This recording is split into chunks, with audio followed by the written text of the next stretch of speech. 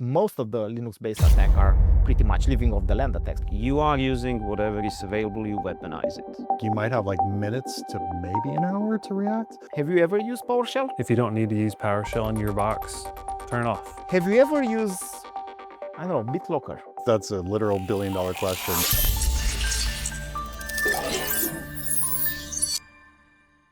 All right, welcome back to our podcast. I have a bunch of really cool guests today with me. This is your host, Berte. I'm Director of IT Security for Bitdefender, and I have with me Martin, I have Dragos, I have Sean, and I have Josh, and I'll let each one of them to say a couple of words of what they do, and then we're going to dive into our subject of the day, which is living off the land attacks, and what they are, how they happen, and some of the research details and things that we have to share of note on the subject from our team here at Bitdefender. So I'd like Martin to tell us a couple of things about himself. So I'm Martin Zugec. I'm based in Florida, but originally from Slovakia. And at Bitdefender, I lead a couple of different teams, but my favorite job is pretty much be like a popular scientist of the company. Hi, I'm Dragos. I'm the Vice President of Threat Research here in Bitdefender. Pretty much I handle the detection and response technologies like EDR, XDR, NDR, and so on. Obviously, living off the land techniques are some of the things we definitely handle on various levels. Just like Martin said, I do enjoy working with him, so I'm sure we're going to have like a really nice conversation here. Sounds great. Yeah. Sean? All right. I'm Sean Nikkel. I'm the team lead for the Cyber Intelligence Fusion Cell based in San Antonio, Texas for Bitdefender. Our team supports MDR operations and select MDR customers. Jack of all trades, master of none. So. Hey, and I'm Josh Armstrong. I'm the Senior Manager, Global SOC. I work here with Sean, but I oversee our security analyst around the world. And just like Dragos, we do work with incidents throughout the week, sometimes all about living off the land. So excited to be here. Sounds great. So first off, let's just get it off the bat. It's not a concept that means that, we're shepherds in the hills and we live off the means of the land, right? Even though it might suggest that. So what is it? What type of attacks do live off the land attacks represent? Yeah, I mean, ultimately, utilizing the tools and resources that are already available within the operating system that are legitimate usage, and attackers like to use those to benefit from them to try to really go undetected from security products and our eyes. So by comparison, for example, to the classic expectation that, we're talking about, whole school type of attacks, if that's any reasonable amount of calling that. But let's say, an attack, usually what people recognize if it had a payload of sources does not include a payload. It's something that happens by perusing existing systems, existing parts of a system that are intended for other uses to make life better of those users, using them in a creative way to get access to those systems and compromising them. Correct? I would say it's not only the access, it's like every single part of the kill chain. Excellent. Yeah, so exactly. anything you have from discovery all the way to data exfiltration, data encryption, like you have everything you need inside the Windows or Linux, like all the operating system. So the challenges here, obviously, and even though they might seem obvious, I'd like us to kind of visit them, and I'd invite, whoever, maybe Dragos wants to talk about, like, obviously, the fact that this, the ecosystems are growing and there's more and more tools that are available for connectivity and remote access. Obviously, the avenues that these attacks can be carried out are increasingly so. And I think we talked about this earlier before we started recording, that some of the more recent types of cases that we had were living off the land types of attacks. So it seems, is this a growing trend? Is this a massive environment, or is this a situation where we're learning more about recently? How would you want to classify it compared to other types of attacks, and the priority that organizations give to these type of angles? So I would say it's a growing trend, but we have to understand a couple of concepts here. So, the idea for living off the land attack initially started as what we see in the landscape. It's a cat and a mouse game. So if we're going back like, I don't know, 10, 15 years ago, where everybody was talking about antivirus security solution, well, the concept of antivirus was, there has to be a malicious payload, that has to be a malware file, something that, the security solution is going to identify. So, the response from the, cyber criminals was exactly the same. Hey, if they are actually looking on, malware, let's see if we can find somewhere to do the same thing without actually using a malicious file. That was one. The second one, keep in mind that all of these system files are, in most cases, digitally signed, and are digitally signed by the one that actually built the operating system, thus making more complicated for somebody, that just look at the file to say, hey, this file is malicious. The third one is most of them actually work via the command line, meaning that you don't necessarily need to actually create a file that's going to be interpreted or something. You can do anything in the command line. PowerShell is maybe the most complex one of them that can actually do this.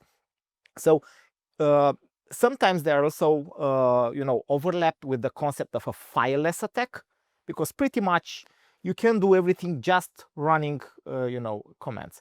Now, if we're moving even further, just like Martin says, it's all about kill chain. So there was a moment where identifying just a command line was enough. But if we look on how the trends evolve, we don't see one command, one single, let's say, living off the land tool that is being executed that actually translates into the entire attack. No, we see one command that does a couple of things, then maybe it runs another command that does a different thing, and so on.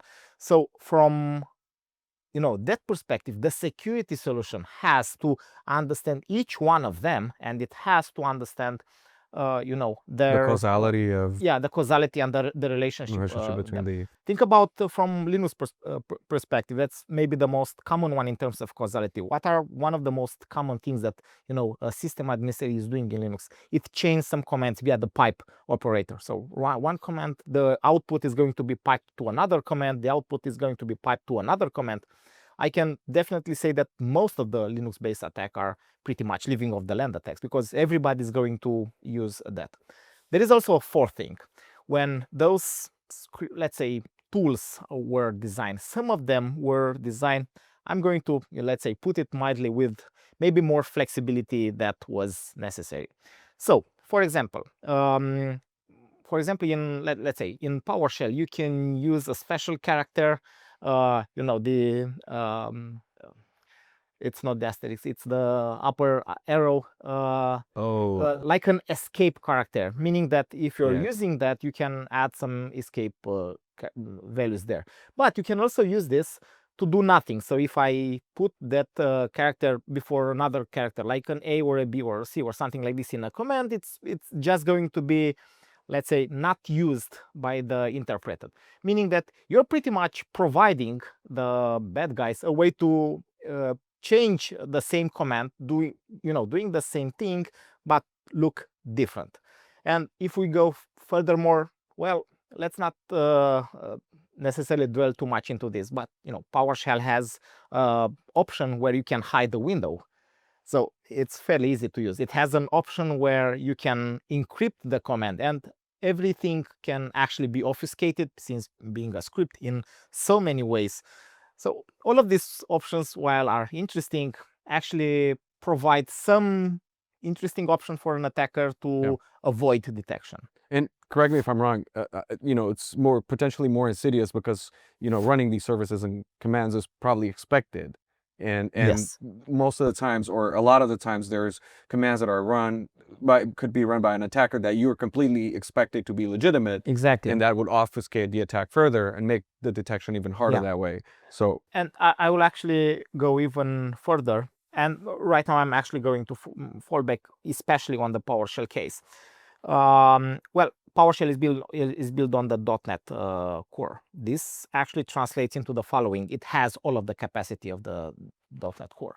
So one of the things we actually observe, it's not a new thing, but it's something we observed during the time, is that they can actually use the .NET core to call direct API functionality from the system. Now they can actually use this to create their own loader. So we've seen scenario where everything that the PowerShell component does is downloads the component in the memory, doesn't actually write the file to the disk, and then use the own operating system APIs to run the code that they downloaded into the memory, which pretty much is, besides being really cool, it's also a very interesting technique, because you can actually create a malware and you have like a living of the land method to actually push that malware without actually writing anything to the disk.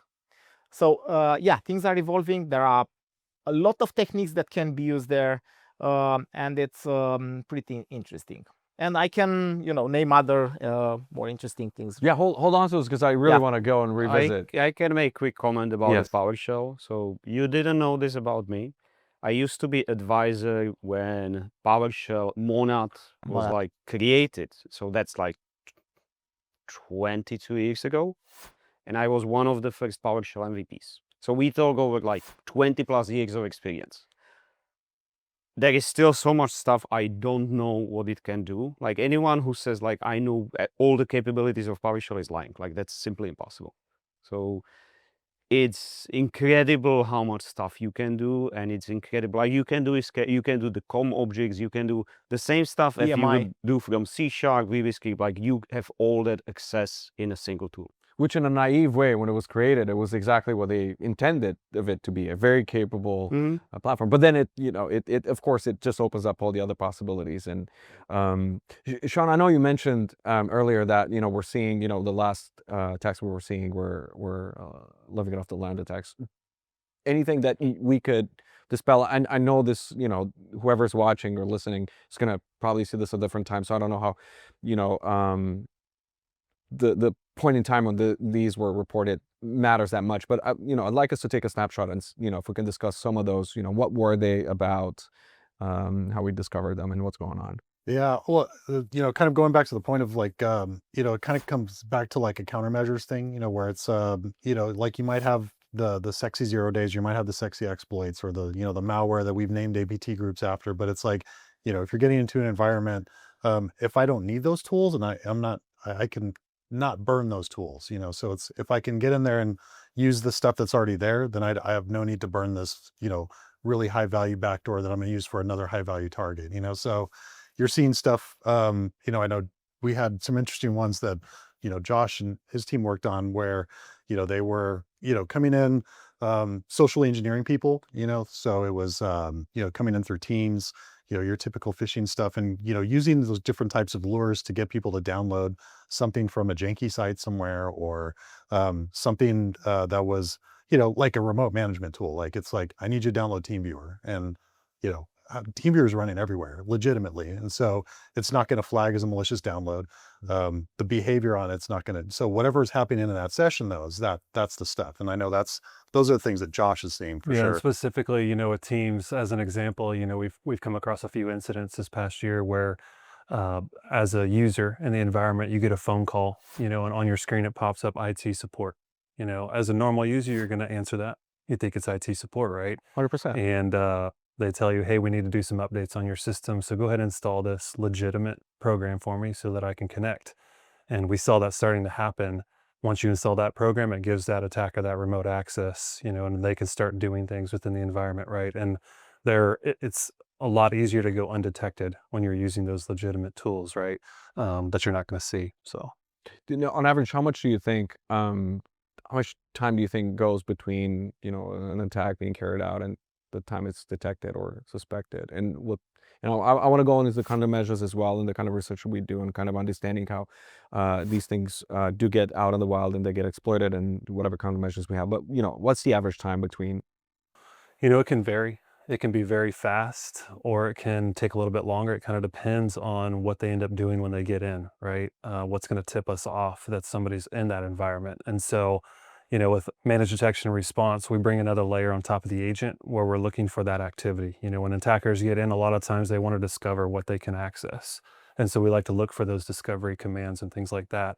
If you're looking for those and you discover them, you can get on top of it quicker, right? Right. But if they move their way through and using the tools, they might be able to stay on there longer. And the ultimate goal is to reduce the attack surface and get the attacker out of the environment as soon as you can. So it can vary. Also, you mentioned like who knows when you are going to watch it. It doesn't really matter because you are not going. There is nothing to fix. Right. Yeah. So it's not as these attacks are happening now and then there is hot fix and they will disappear in a month. Like no. No, of course, but Yeah. I mean, and I want to cover, what can be done.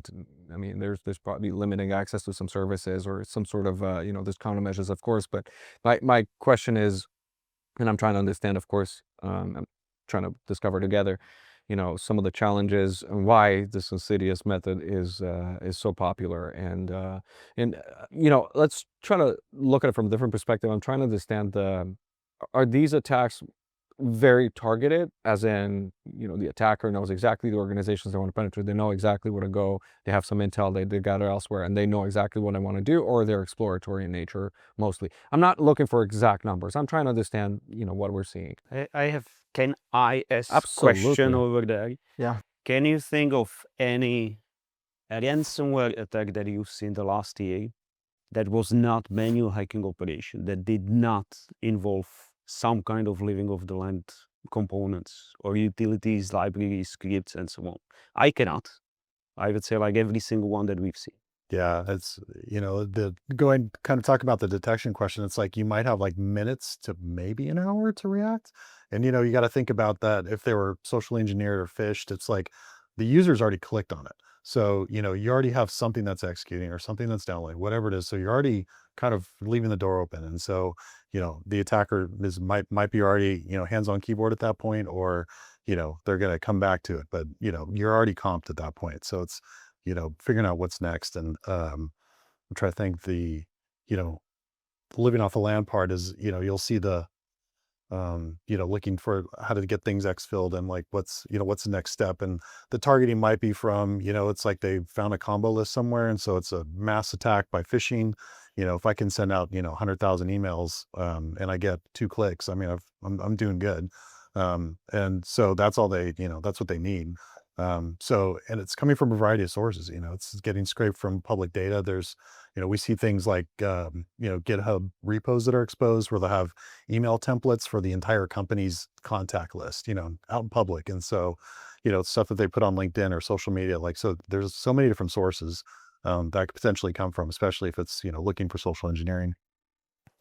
What I would also add is that there is always an exploratory part of this. So even if you find a way, somebody to target, somebody to breach, you don't really know exactly what you're going to find there. And depending on the attack, we need to, let's say, look at what they are focusing on. So if it's a ransomware, they most likely want to encrypt something or to exfiltrate some data. If it's other type of attack, they do have a purpose. So usually it's mostly related to the part of the company, the asset of that entity where the damage is going to be maximum in terms of the impact. Usually, I'm not saying that it's not possible to have, be lucky and, a password, something that you find on GitHub will take you directly there, but usually you will need to do 1 or 2 steps to get to that point. So that's where the discovery ends. So you end up on a laptop, you look a little bit, you see what's going on there, and you start to say, hey, I need to get on another component where I'm going to do more damage. So yes, some discovery components are going to be there. However, having some sort of early access, like, hey, something is happening here, could actually, reduce the dwell time for that attack heavily. And we know these things obviously through our own research and, of course, the popular lore. But could you give us a kind of bird's eye view on how we do research into discovering, more of the situations, and if we can find, how that translates into avenues for remediation from our standpoint? So I can, for example, explain how we identify this kind of scenarios. So obviously, one thing that everybody has in common is that the number of tools that can actually be used it is limited. It's a high number, but it is limited. It's not 2 or 3, it's more than a couple of hundred, but it is limited. Now, knowing those tools, you can actually pay a close attention on everything that you see, on the customers that you protect. Now, that's one part. The second one, you can always look to some, let's say, suspicious activities, like somebody is using a hidden window. This shouldn't necessarily happen. Somebody is running a command, but looking into the chain of processes that actually do this, you see that it's being run from Microsoft Word or Microsoft Excel, or directly via some Outlook or something like this. This also shouldn't necessarily happen.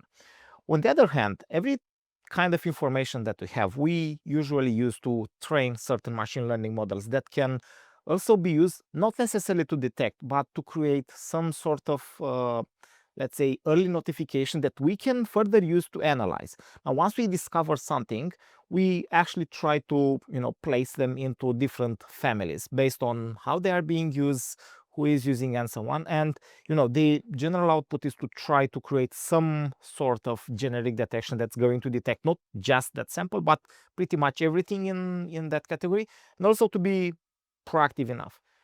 Once we have this, so we have like a sufficient amount of scenarios that we can use, additional machine learning models are being developed, different from the one that we have used to scratch data, that are further going to detect things. It's also important to understand that there are two types of scenarios here. It's the pre-execution type, where we try to block things directly by looking into the component, and it's the post-breach, the EDR scenario, where we collect this type of data and then we correlate, because as I said, in some cases you may be able to present a verdict immediately. In other cases, you might need to collect additional information. But we also use a feedback loop. So if we detect something with the EDR component, and one of the initial commands was, I'm not going to say malicious, but I'm going to say very specific to that attack, meaning that we haven't seen that anywhere. So not malicious, but specific to an attack. A feedback loop will say, hey, the next time we actually see this command, we're actually going to be more proactive and block things, because we know that that command doesn't necessarily appear, in our regular Naturally. people. Yeah. Yeah. We also kind of try to build like a clean set, means a lot of clean commands that we know are kind of clean, have like some sort of reason, so that we can easily differentiate something that is not. So there is a lot of work, and this has to be done on different operating system, because there is a completely different dynamics. So for Linux, for Mac, for Windows, and so on. But once you start doing this, you get more data. It's also important to take one other aspect in consideration. We definitely look on how MITRE metrics evolved, and we try to get every type of information we can have from there, and at least create alerts that are further going to be fed to the MDR SOC analyst. And it's a complex scenario here, but they can also further analyze this and add the detection. And maybe I'm going to let Josh continue from here. Yeah, I mean, with the additional context, it definitely allows us to understand the attack a little bit better, along with, the help of CIFSI, our threat intelligence team. They have resources to help us understand potentially an APT, and what they're after, what they're trying to do, which will kind of allow us to either get in front of it, or after the fact, like Dragos is saying, is understand it in the future. So you mentioned machine learning in avenues of employing AI to enhance understanding of eventual attacks. And what I'm going to try to discover with you guys is, there's a lot of chatter. Obviously, the hype words are there. Everybody's talking about AI and living off the land and as new angles, I guess. And I want to dispel some of those myths, and I'll give you free rein on to comment on, what's being referred to and in marketing and comms usually around this space, and what's actually real and possible, or kind of trying to get the sense of, how what's true and what's untrue about the chatter about, oh my God, AI is going to transform understanding of the space. Yeah, I know it was kind of interesting. There was actually a real recent study that Google came out talking about, Gemini and some of the AI use there. And there was like some evidence of, kind of threat actory kind of things that were happening with it. But at the same time, they were kind of using it for the same things that we are too, like pulling data together and, kind of figuring out like where trends are and kind of just normal AI use cases, which was kind of interesting. But I know that, within the last probably year or so, there's been, kind of AI generated phishing kits that are out there, to help craft emails.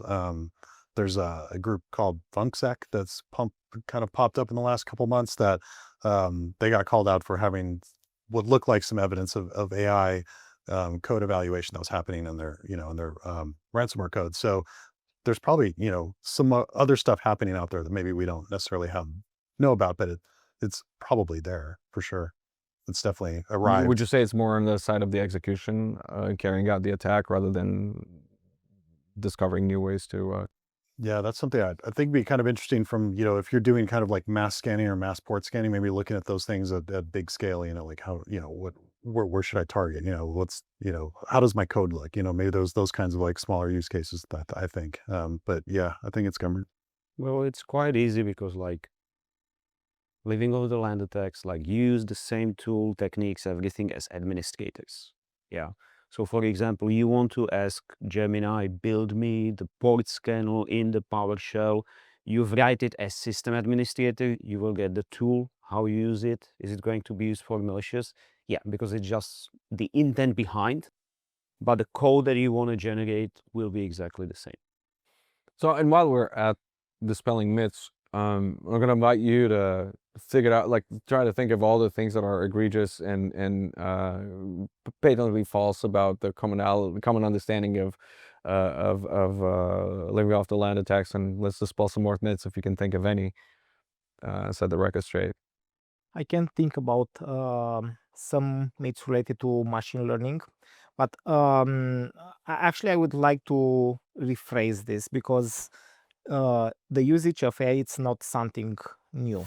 It's something that a lot of other security companies have been doing for a while. But just to clarify, we can actually split things into two components: the usage of generative AI and the usage of, let's say, more classical forms of AI.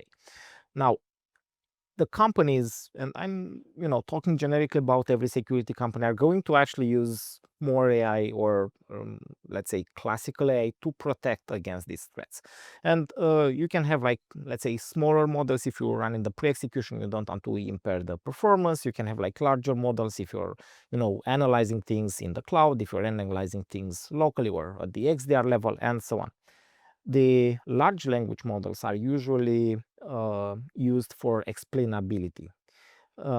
So I've seen a lot of components where, think about this from a completely different perspective. If you get like a binary, that binary is pretty much, translated into assembly code.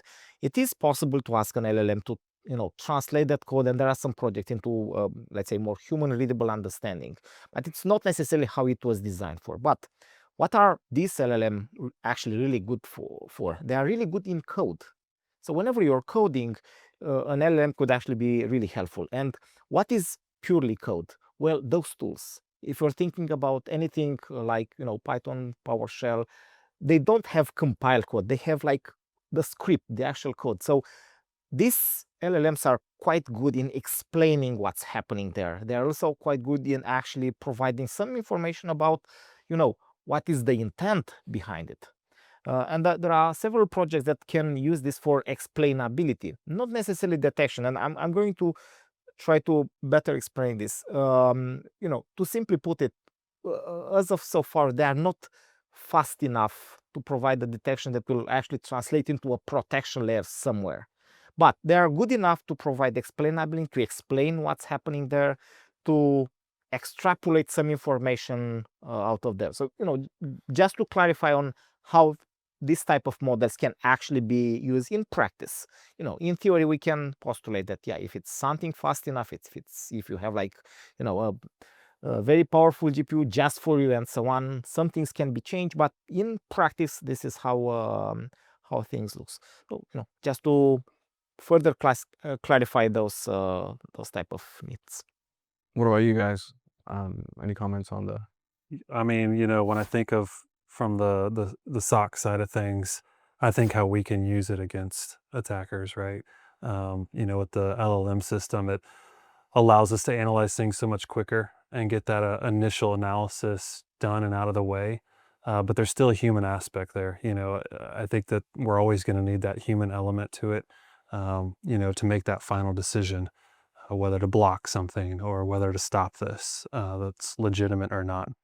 So for an uninitiated, walk me through the process, or let's say a day in your life at the SOC, and Yeah, how do you sure. guys handle, walk me through the. Yeah, so I mean, we get detections, and those can stem from either an agent signature based, they can stem from maybe a query that we built to look up activity that'll fire off a detection for us to go look at. So, maybe somebody's running a ping command in NetSH, right? They're looking for things within the environment. So we might fire off a case. One of our analysts will pick that case up and go look into it, right? And try to understand what was going on. Does this activity look suspicious or not? And also confirming with the customer, was this you doing it? It might be a legitimate admin doing something, right? We don't want to block that. But at the same time, it could be an attacker.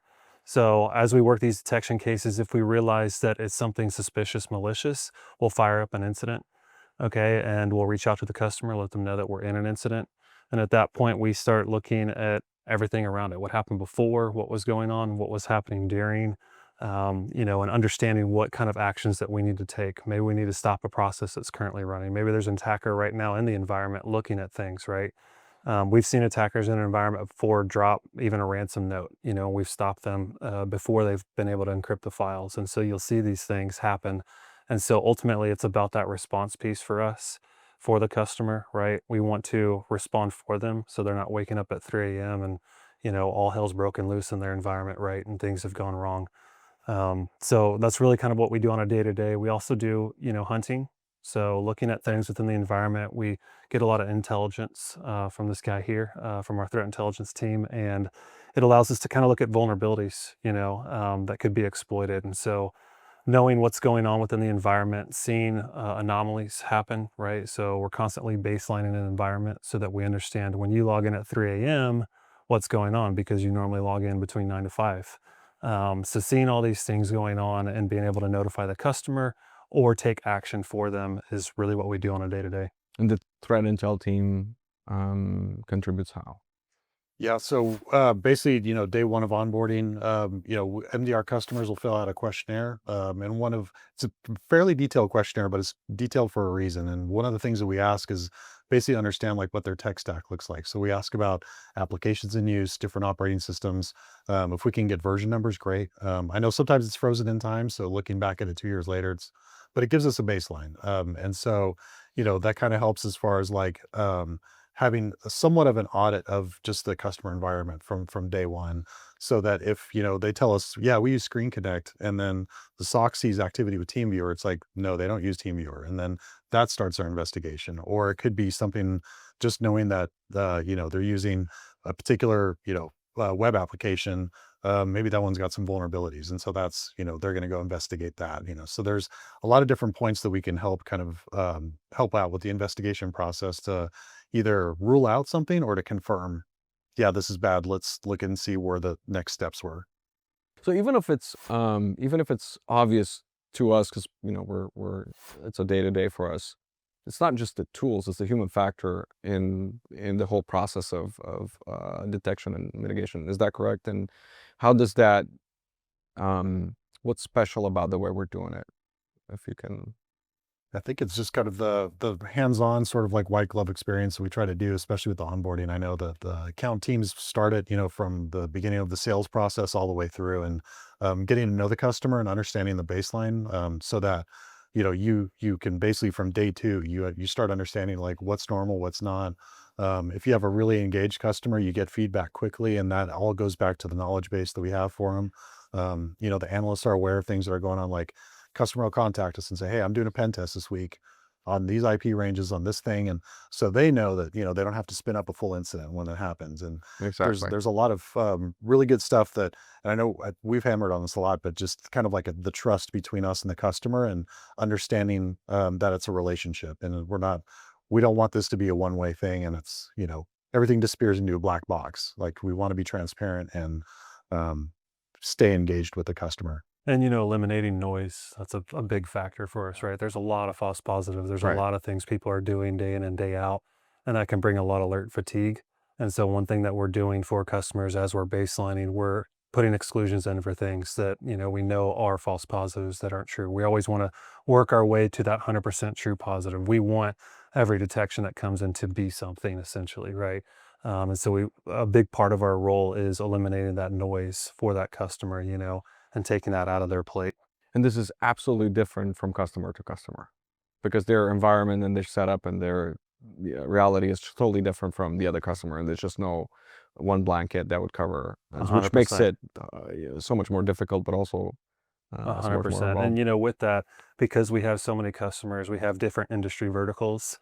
Some of those verticals can affect others, right? Just because it affects the healthcare doesn't mean it's not going to affect the education, right? They could both cross over. And so with that, we have even more context, more data that might affect one customer, but it might affect multiple customers and not just that individual one. So So just like, you know, the other topics that we might have talked about in the past and all the other threats that, you know, we're trying to address as an industry.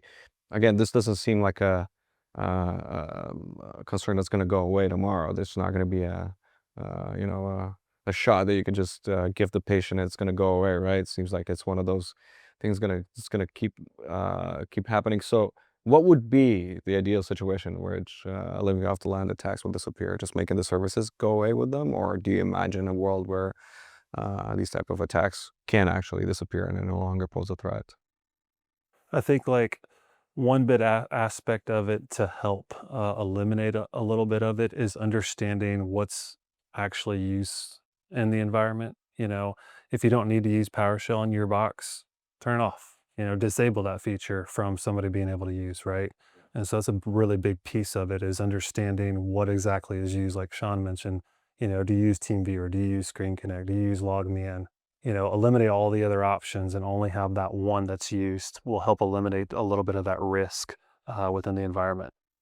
I didn't you know, I didn't prepare you guys to have any numbers ready on this one. Maybe we can figure it out in some other way. But do we have any understanding of how much of the surface gets reduced by just setting your environment properly? So can I? Absolutely. So the thing is this, we talk about organization, but in reality, you are going down to the level of individual administrators that you have at the company. Excellent Yeah, point. so I'm going to use PS exec for remoting, WMI, WMIC, you are going to use Python and so on. So you really have this individual level where you have individual people that are using management tools in different ways. Yeah. So again, like you can have companies that are going to tell administrators like you must use these tools, but once you start dealing with like automation preferences, like that's going to get really tough unless you do like tons of exceptions. Or you are the open it way exceptions too much or you restrict it too much, but how do you find like the middle ground? That is incredibly hard. are the exceptions the rule? You can do like application control. I've done it for years in professional services, like in virtualization. It always looks like amazing idea. It's incredibly hard to implement and you are constantly dealing with this is broken, this stops working and so on. So there are no like easy solutions to that because like there are many solutions that sounds amazing in theory, but once you start applying them, you realize like it's way more complicated than it looks. Actually, I can provide some sort of statistics, and this is some data that we actually look on our customer base. But you know, one thing that we observe there is, and I'm going to, as Martin said, we cannot speak generically about every, but we Absolutely. can look on every tool and see how it is being used. So for our customer base, based on I think a 3 months period of time, so you know enough to actually make a good Get a conclusion there. snapshot. For example, in case of PowerShell, I think it was being used in 86% of the scenarios by 86% of them. But out of this 86%, 90% out of this were actually execution by an administrator within that company. So those are some very interesting facts, because it actually shows that a lot of administrators are using this with different command prompts, different things, but it is so widely used that to assume that they are just going to disappear. Well, I don't think this will happen in the near future, not at all. So on the assumption that it's the first time that I'm learning about. I mean, it's impossible if you're running an organization. You're going to have to run over it and be aware. But like, what is our best step forward to preventing and mitigating? My personal opinion, besides everything that can be done with detection, I'm going to say detection and response technologies and services, so that I can include the SOC, is to better understand the attack surface. The more we understand the attack surface, the more we understand what should be used and what should not be used, the more we'll be able to further, let's say, reduce this attack surface to a point where at least some of them will be faster mitigated, or will be able to mitigate faster. Obviously, a continuous improvement in terms of detection and services will always help, but as a different approach, I would definitely focus on the attack surface reduction in this particular case. And I mean, we can dive into that for a little bit, just kind of explaining how that can be achieved, if you want to give some examples from actual cases that we run into, just so we get a picture. Okay, so that's not a problem. So we can, let's say, deep dive into some simple scenarios and maybe go to some more complex ones. So let me ask you something different. We are talking about PowerShell, and okay, let's take this. Have you ever used PowerShell? I personally have not. You personally have not. Big mistake. Well, that's one opinion. Okay, so you personally have not. So if you never use PowerShell, then would you, I don't know, see a problem if I disable or not allowing you to run PowerShell whatsoever? Because let's put it from a different perspective. It's like you have a house, you have, I don't know, 3 doors, but you only use one. Do you really need those two? Because absolutely, maybe somebody is going to use them to break into your house. Yeah. So if you're not using this, exactly, well, this is attack surface reduction. 100%. PowerShell is a potential attack vector. If you're not using it, then one idea will be to to target it. Now, if you're using it, then we can further digest into how you're using it.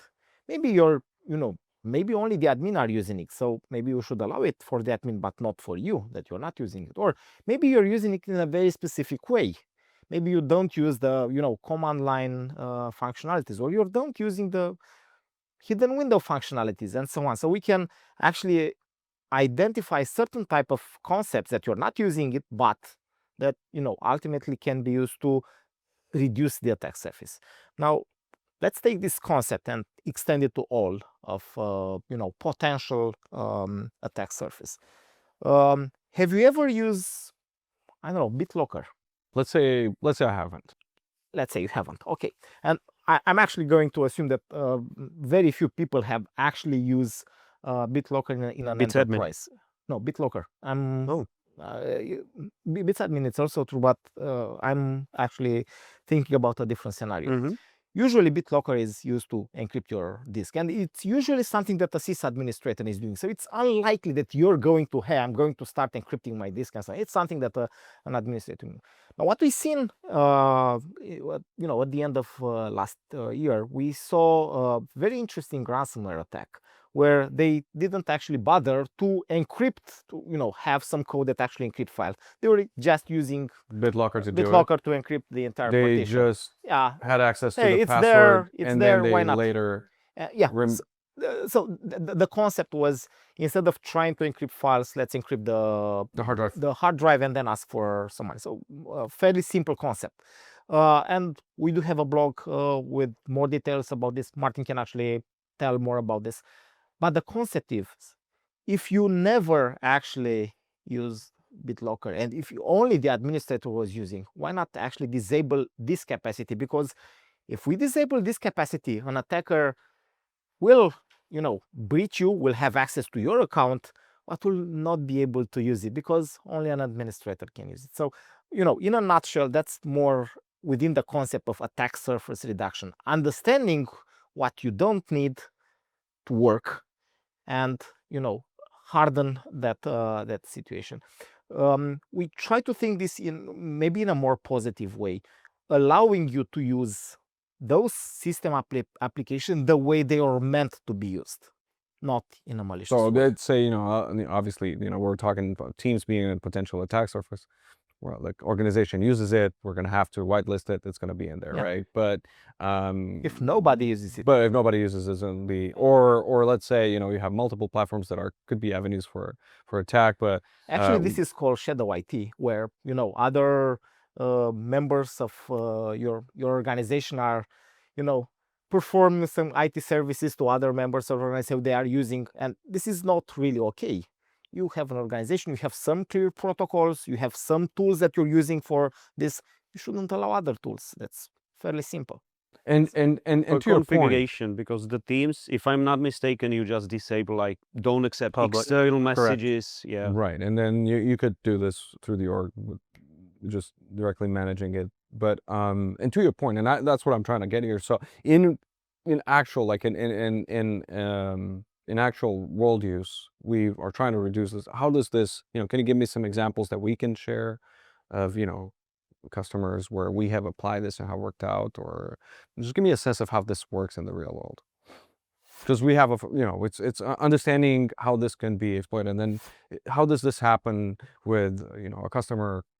So in Is terms it of the customers, I'm discovery- going to Yeah, of course, let no, Josh absolutely. Yeah, explain, so I but mean, Teams is an example, right? Mhm. Yeah. You, like Dragos is saying, is you can disable certain components of Right. things, right? So disabling the ability to allow a public call to come in, for one. Right. Maybe it's having a port open, right? A lot of times there's a port open that allows RDP access, and administrators might access that, right? So disabling ports on laptops and things like that to eliminate that ability to have that open. That's kind of an example there of one. actually for the port Mhm. port open, do you know when this actually happens? It's like I need something, I ask the IT guy, hey, I don't know, enable this port for me so that I can RDP there. I do my stuff. I need it for like 2 or 3 days. Somehow everybody forgets and Stays it's there. open. And yeah, and these things happen, but Yeah. the output is that you're actually opening an attack vector. Yeah. From the product side, Mhm. we have a risk analytics platform that's actually measuring all of these attack vectors to see if you're exposed, from misconfiguration to actually how human behaves and understanding the behavior. Now, misconfiguration actually include a lot of the things that Joshua was actually speaking. So, for example, I can explain something else. Normally, you shouldn't allow any, and it's going to be a very simplified version, but you shouldn't allow any document to run macros. We actually seen some companies that have like a very strange way of sending some documents that have some macros, but it's a very limited set of companies that are doing this. But normally you shouldn't have this. Even more, you It's should crazy that you have to say this after it's all crazy these that years. I have to say it, but yeah, it's true. Even if you want to have some macros, you shouldn't allow them implicitly. You should at least ask, hey, are you sure, do you want to do this, and so on.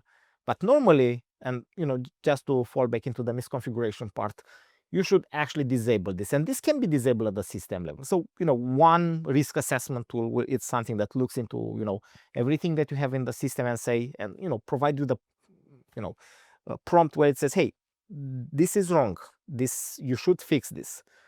If you fix it, then certain type of attacks are not going to happen, because if they rely on this fact, that fact is no longer available.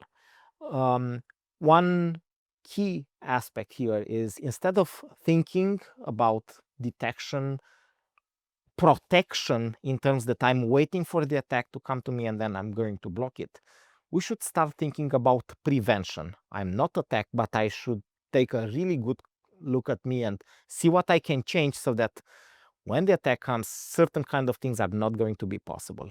It's kind of like in modern medicine, where you don't necessarily wait to get sick.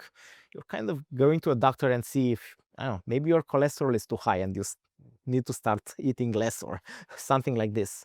It's kind of similar from this perspective. Yeah, it's one thing that Josh's team has been really good at, basically since day one of the MDR operation, is there's the consultative sort of like advisory approach that they take. When they talk to a customer where there's been a problem of, something that's been discovered that's, weird, they'll basically, it goes beyond like, we remediated the thing and that's it, have a great day, customer.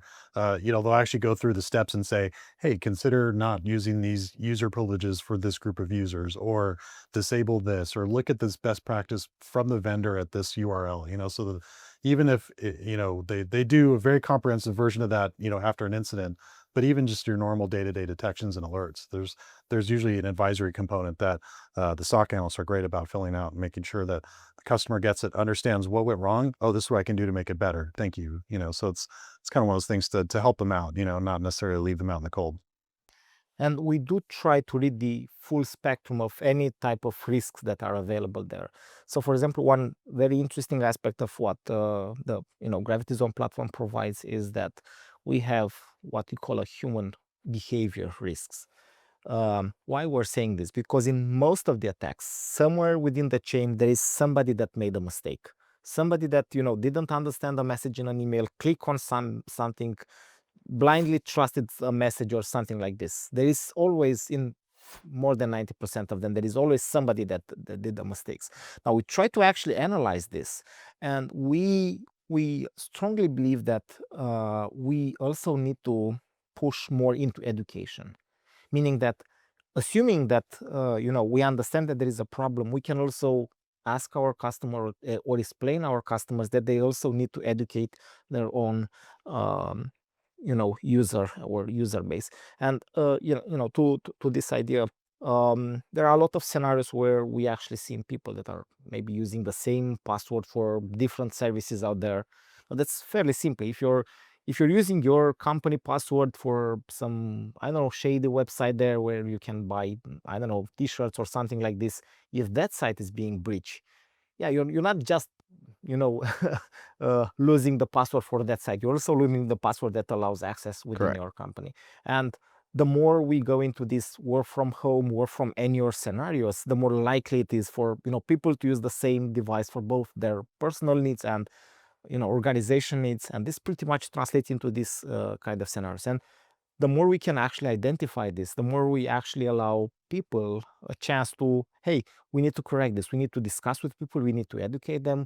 We need to, provide some awareness trainings where people will understand why something is wrong. Why, if you do things in a different way, from a security standpoint of view, everything will be better. So, it's a continuous process in terms of risk analytics and risk understanding that has to be maintained over the years to improve this security posture for every enterprise. Sounds great. And if we're gonna throw in some predictions, just for kicks, because predictions are just that, right? Just like we had a popular avenue with a new BitLocker attack. Do we see anything that might show up and be the next new thing, or any other For living on the land attacks? Yeah, anything that we're seeing that we can share? So I have one. If you think about it, it's like you are using whatever is available, you weaponize it. So the AI will be interesting in a sense when you get to the company and you use AI that they deployed to exfiltrate the data. They're going to figure out the way how to ask it, hey, where can I find the sensitive data on the network and so on. That is going to be really interesting to see. And I see a lot of companies that are really trying like, hey, we need AI immediately. They just implement it, don't have like all the safety checks and balances. Like that is going to be interesting to watch for. Okay, so besides AI, I totally agree with Martin here. Let me add another one. I'm not sure if it's something that it's going to become interesting, but it's something that has the potential to become interesting. Linux subsystem for Windows. Let me explain why. PowerShell was present on Windows long before it actually became weaponized. I think from 2010, 2011, I have to check. The only difference is it was optional. You needed to enable something so that you can have it. But I think uh, I, I don't know, 10, 11 years ago, it became by default. So whenever you're installing Windows, you also have PowerShell there. You don't need to do anything. Now, Linux subsystem for Windows, it's also present for a couple of years. So pretty much if you want to, WSL, if you want to actually code something in Linux, use Linux on Windows, you can do this. It's all good. You have the tooling, you have everything there, but it's also optional. Well, one thing that could become interesting is if at some point somebody decides, hey, let's make this mandatory. So the moment you're installing a Windows, you also have a smaller Linux here.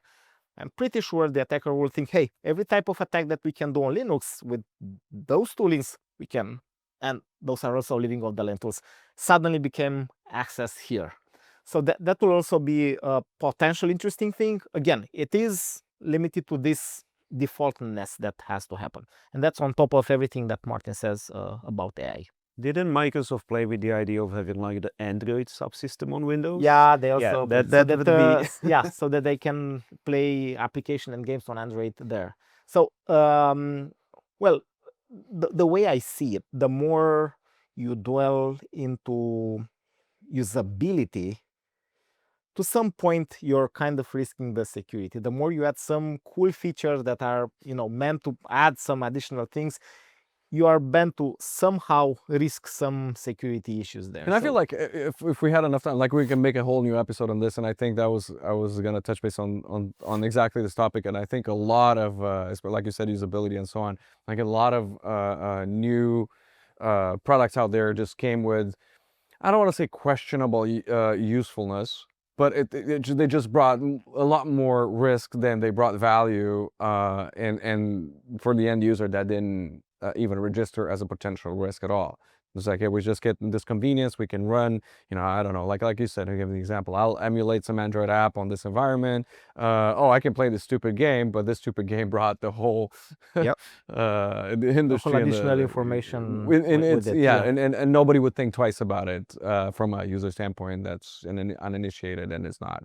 Actually, if you're looking on the entire spectrum of security, this concept is heavily seen on IoT devices. This is where trying to be more usable actually translates into a lack of security at some point. Somehow, you're you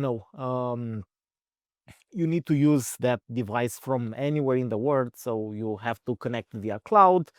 You have to be careful on how you connect it. You want to make that device easier and cheaper. Then you're going to use a lower version of Linux that doesn't have some security and so on. So there are several scenarios where usability actually is in the opposite side of the security. And yeah, you have multiple environments and where they can collaborate with, from the big ones to just smaller ones. And I mean, thankfully Matter and some of the other protocols are trying to simplify the whole process, but then, you're trying to make all the compatibility in there and then just add who knows what versions and what.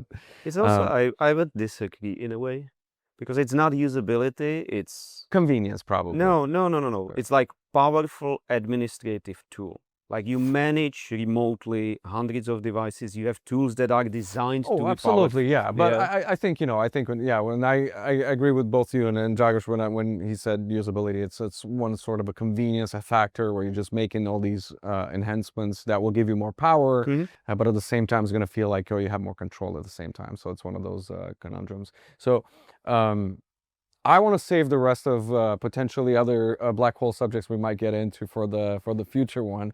And unless we have anything else you might add. Yeah, I do.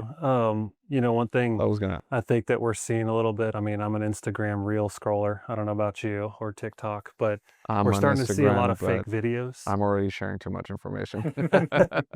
But with AI, they can generate a video of yourself now and use your voice, or even on a voice phone call, right?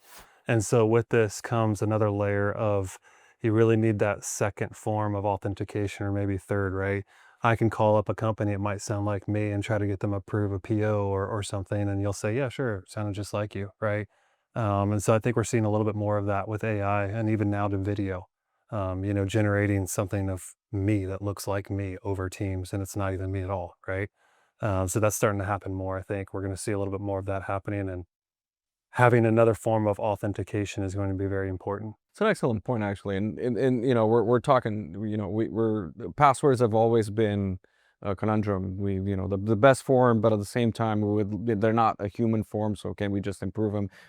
You know, there's been trials. You have the, you know, you have the two-factor authentication that adds a layer, but also complicates things and breaks systems. Sometimes you have, you know, the tokens.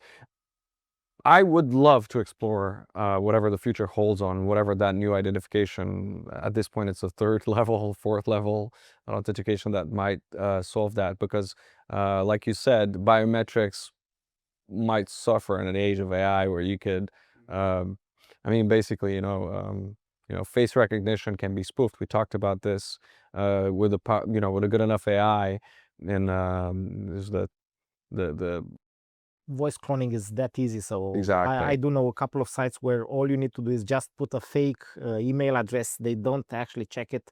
Then, you know, write the text, provide the YouTube link or a video where they can clone the voice, and you can just do it. So it's fairly easy. And, you know, to Joshua idea, there were actually some documented cases where some companies actually paid. I think it was one in Hong Kong that paid $25 million because somebody entered a Zoom session, I think. He said, hey, I'm the CFO, you need to pay this. They paid. Oh, and yes, then they exactly. say, hey, it wasn't the CFO, and so on. So yeah, those kind of attacks are actually going to be more possible. And, you know, procedure where, you know, you kind of double check all of this should be in place for There for are the everything. fake interviews now, like the new hit recently. Yeah. That's also No, of course, and you know, I'm just casually, you know, browsing Twitter/X the other day, and of course, there was a spoof of like an Elon Musk interview with Tucker Carlson, and I believe some sort of a AI voiceover where Elon was promoting some crypto scam, right? And people keep posting that. I believe in Gist right now, but it's so interesting that it's so good right now, but it's not even how good it's going to be very soon, to the point that it's believable now, but it's going to be in the surgery from fact in the most near future, maybe even this year completely at all. And then whatever we thought was going to be around for a while, where, you know, like you said, you know, voice authentication of sorts is going to fall to the cracks. So is going to be the level of trust and the chances for failure. You could always do the Cloudflare solution, and everyone gets 200 lava lamps, and you can do the That's you know, actually that's actually my favorite. That's actually my favorite implementation of a analog device in cryptography. And it'd be I was fortunate to be able to see them in person on the cool. wall in San Francisco. That's basically the whole internet relies on 10 lava lamps that have a camera pointed at them, and their randomness dictates the cryptography that goes into the keys that go into the encrypting. That's yeah. How would we scale that?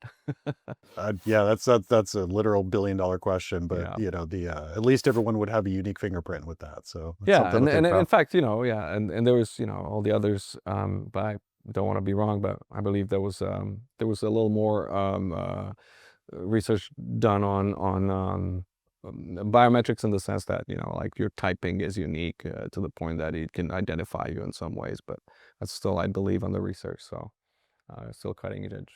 So anyway, with that being said, I am very thankful you made a time to have this conversation and bring all these up to light. Personally, I think we're going to find a better name for these type of attacks, more catchy, I guess. We'll see. But in the meantime, we're going to live off the land. And again, thank you very much. We'll see you on the next one. And we're looking forward to getting you know, feedback and questions of what we want to dive into the next time. So thank you very much. Thank you. thank you.